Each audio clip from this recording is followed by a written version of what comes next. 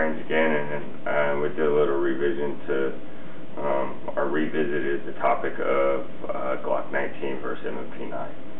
And honestly, I think those are the two top pistols when it comes to like polymer or just duty pistols in general.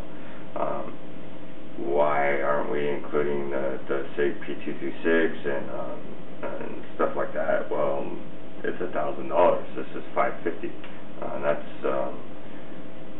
Is the SIG that much better than this? I don't think it's better at all. So we don't even include them. What we are including in that category are the Glock 19/17, the MP9, the Walther PPQ, the Ruger SR9, you know, some of the Springfield XDs, obviously.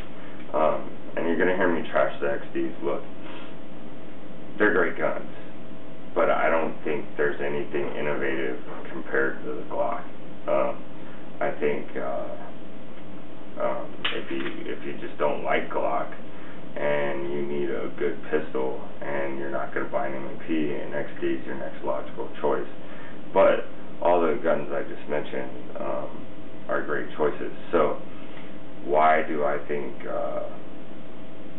Glock and M&P are top of the heap? Well, they just kind of are, and that should be your standard of reference for any gun you buy. If you're buying a gun for self-defense, for home defense, for as a duty pistol, you should be comparing them to the Glock 19 and the M&P9, and if they don't beat it, then you should buy a Glock 19 or an M&P9. That's just how, you know, that's your standard of reference, alright? It's how you measure all the other guns. It's just how it is. Alright, last thing I need to mention is we've done a couple modifications to both guns that I would highly recommend to any M&P owners and any Glock owners. And starting with the M&P, Apex Tactical Specialties puts out their AEK trigger and their RAM, their RAM kit. The RAM kit gives a more pronounced reset for the M&Ps, and then the trigger turns it the double kind of broken trigger into one solid piece. Also on the Glock, we put the grip force adapter on, and what that does is it increases this tang here so that it's way more pronounced than normal, and it keeps the slide from pinching skin as it comes back. And also, as you're shooting and the recoil is coming back, it's coming back against your hand like this, and it just helps lock it in and helps you manage your recoil.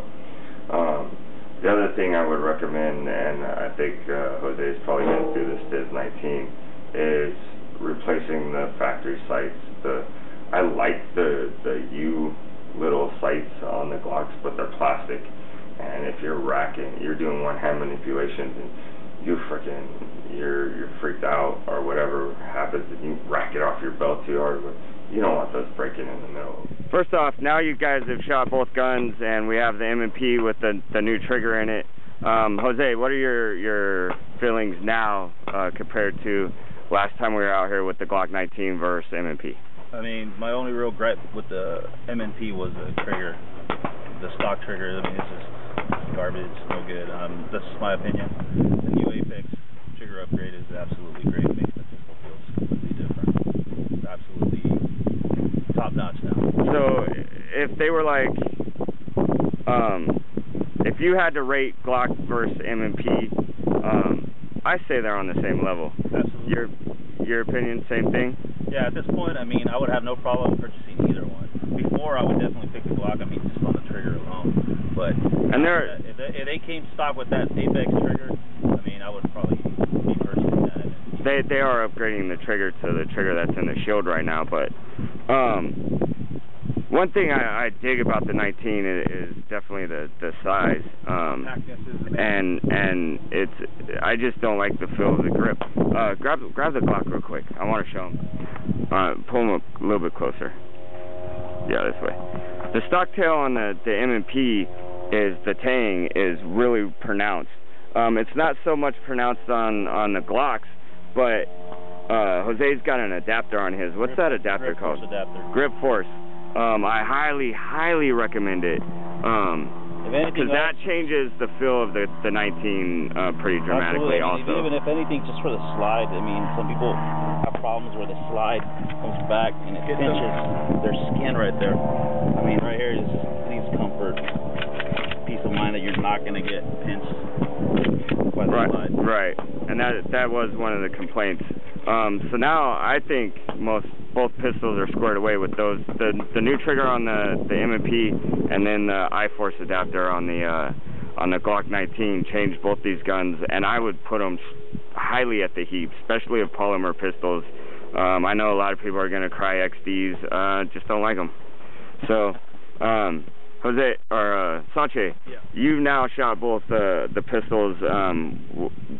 What's your honest opinion? Why do you like one? Why do you like the other? Without a doubt, it's the grip, the feel, the overall, edit that out. And the fact that this M&P don't fall apart like that. Oh, you guys don't realize, but he just dropped his slide. That's why he's trying to put it back on. He's trying to put it back on. So, yeah, phase 2 with the Apex trigger in this thing. Great sight, great gun for the price.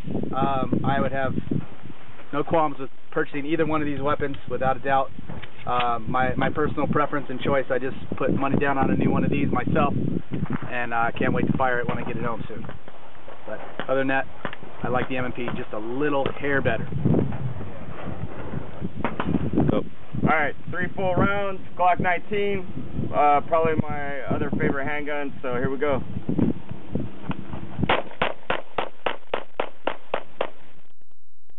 Glock 19 Gen 3. This is probably my second favorite pistol above the M&Ps. And you know what? 1911s are awesome. I love shooting them and stuff, but half the price, just as good, just as reliable, just probably more reliable, more durable. Polymer's been proven. Glock 19 M&P, that's how we roll. All right, this is Sanche with the Glock 19.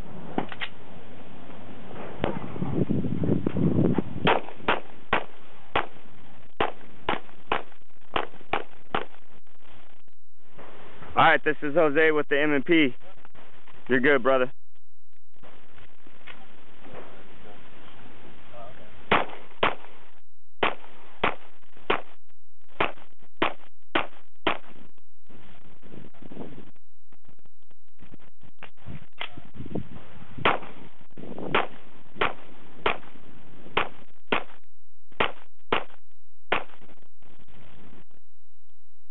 Alright, so quick one sentence, what do you think? Just one sentence, one word. Apex trigger is the greatest upgrade for this pistol ever. Alright, go, 3, 2, 1, go. 3, 2.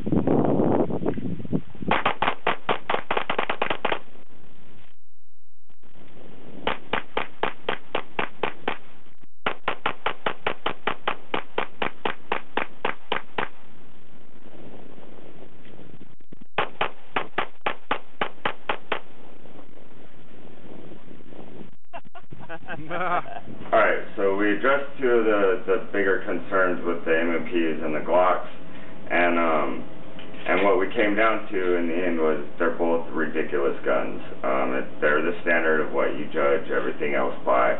And remember, I love 1911s. I love a Wilson Combat, but this is fourth of the cost. I love SIGs. I love the 226. However, this is half the cost. So those are things you need to take into account. But in the end, if you're lefty, buy an M&P. Otherwise, it's personal preference, man. They're both ridiculously good weapons. So I'm in bones, and I'm out.